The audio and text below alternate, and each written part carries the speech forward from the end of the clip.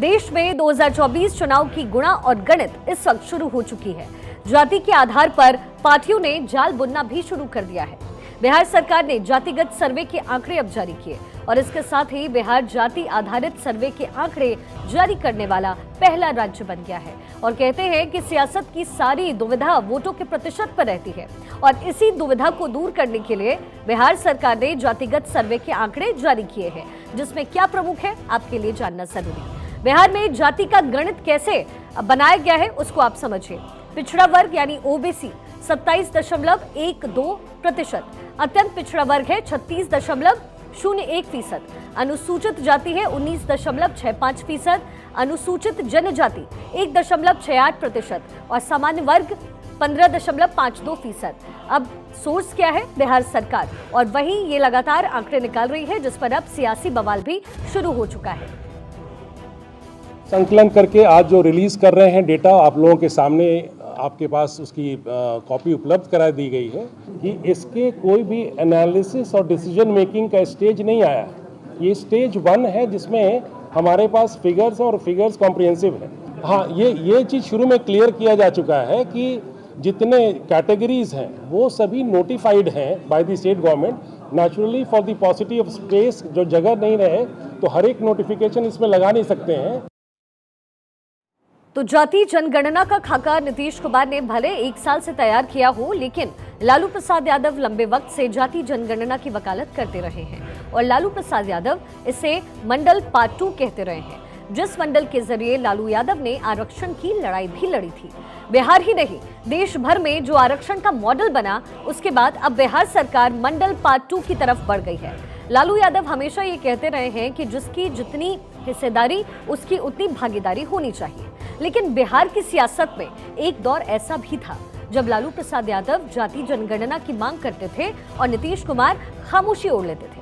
लेकिन आज बिहार का सियासी मोड़ एक अलग चौराहे पर खुला है। बिहार में अब नाम नहीं, जाति पूछी जाएगी। बिहार सरकार ने जातियों पर प्रतिशत का बांट रखकर अपना पलड़ा फिर से मजबूत करने की एक कोशिश की है। यादव कितने फीसद है इसमें, ये आपको समझाते हैं, क्योंकि ये पूरी तरीके से कैटेगराइज किया गया है। यादव 14.26%, रविदास 5.2%, कोयरी 4.2%, ब्राह्मण 6.65, माफ कीजिएगा 3.65%, मुसहर 3.08%, राजपूत यानी ठाकुर 3.45%, भूमिहार 2.86%, कुर्मी 2.87%, मल्लाह 2.60%, बनिया 2.31% और कायस्थ की कैटेगरी में आता है 0.60%। ये भी बिहार सरकार की तरफ से ये तमाम आंकड़े जारी किए गए हैं और अब इस पर ही सियासी बवाल इस वक्त चल रहा है। जनता की सेवा के मूल मंत्र को सियासत ने अपने मुनाफे के हिसाब से बदल दिया है। कितना अगड़ा, कितना पिछड़ा, किसका दाव कितना है तगड़ा, फिलहाल सियासत ने इसी को अपना मूल मंत्र बना लिया है। कैसे, ये भी आपके लिए समझना जरूरी है। जातीय सर्वे का जो निचोड़ निकल करके आ रहा है वो क्या है? अगड़ा वर्सेस पिछड़ा 15.52% और लगभग 63% इसका भी सोर्स बिहार सरकार का है। तो अब कहीं ना कहीं ये पूरी जातिगत जनगणना जो है वो सियासी एक पलड़े में खड़ी हो जाती है, क्योंकि आने वाले दिनों में चुनाव है और ये कहीं ना कहीं बेनिफिट होगा, कहीं ना कहीं फायदा नीतीश कुमार के लिए होगा।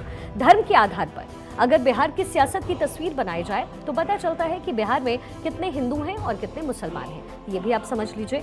बिहार में किस धर्म की कितनी आबादी है, इसको समझने के लिए ये आंकड़े देखने जरूरी हैं। हिंदू की आबादी है 81.99%, वहीं मुस्लिमों की आबादी है बिहार में 17.7%, ईसाई की है 0.057% और सिख हैं 0.11%। बौद्ध धर्म के लोग जो बिहार में हैं वो हैं 0.85%, जैन हैं 0.009% और अन्य वर्ग जो आते हैं वो है 0.127% और कोई धर्म नहीं, यानी जो किसी भी धर्म को ना मानता हो, वो है 0.0016%। ये भी बिहार सरकार की तरफ से जारी किया गया है और अब इसी पर लगातार सियासी जो बयानबाजी है वो शुरू हो चुकी है। जातीय सर्वे पर मुख्यमंत्री नीतीश कुमार और डिप्टी सीएम तेजस्वी यादव का क्या कुछ कहना है वो भी आपको सुनना चाहिए। रिजल्ट आया है अब उसके बाद सबकी आर्थिक स्थिति का एक परिवार का भी ले लिया गया, तो करके भी सब कुछ उसको भी कर रहा है, सबको जानकारी भी दे देगा और कुल मिला करके कल प्रेजेंट करवा देंगे एक एक जगह। सीधा कल सबके मीटिंग में एक एक बात को रख देगा और उसके बाद सब लोगों का राय लेकर के और सरकार की तरफ से जो जरूरी होगा आगे कदम उठाएंगे। आप उसकी चिंता मत करिए। लेकिन जो हम लोगों का कमिटमेंट था ये कराने का, वो हम लोगों ने किया।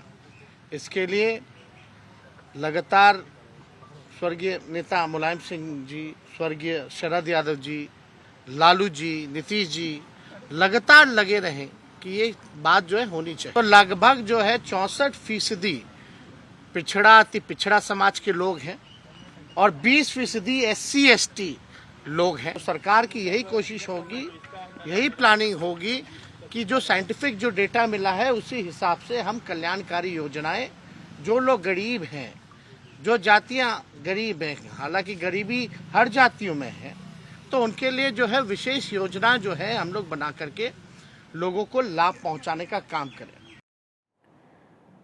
तो देखा आपने, पहले तो सिर्फ लालू प्रसाद यादव इसकी वकालत करते थे और अब नीतीश कुमार कर रहे हैं और जाहिर तौर पर इस वक्त सरकार उनकी है, तो वोट के प्रतिशत को गिनने की पूरी जिम्मेदारी और दारोमदार नीतीश कुमार ने अपने कंधे पर उठाया है। इसी बीच केंद्रीय मंत्री गिरिराज सिंह ने नीतीश कुमार पर जमकर निशाना साधा और निशाना साधते हुए कहा कि नीतीश कुमार को अपने विकास का रिपोर्ट कार्ड पेश करना चाहिए था। गिरिराज सिंह ने कहा कि जातीय जनगणना बिहार की गरीब जनता में भ्रम फैलाने के सिवाय कुछ भी नहीं है।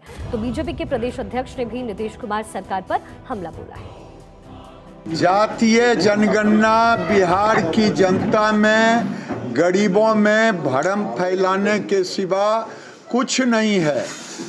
इन्हें तो रिपोर्ट कार्ड देने चाहिए थी कि 33 साल 18 साल नीतीश बाबू और 15 साल लालू यादव, ये दोनों ने मिलकर राज किया और गरीबों को क्या उद्धार किया, कितने लोगों को नौकरी दी, कितने लोगों की हालत सुधरी, ये रिपोर्ट कार्ड होनी चाहिए थी।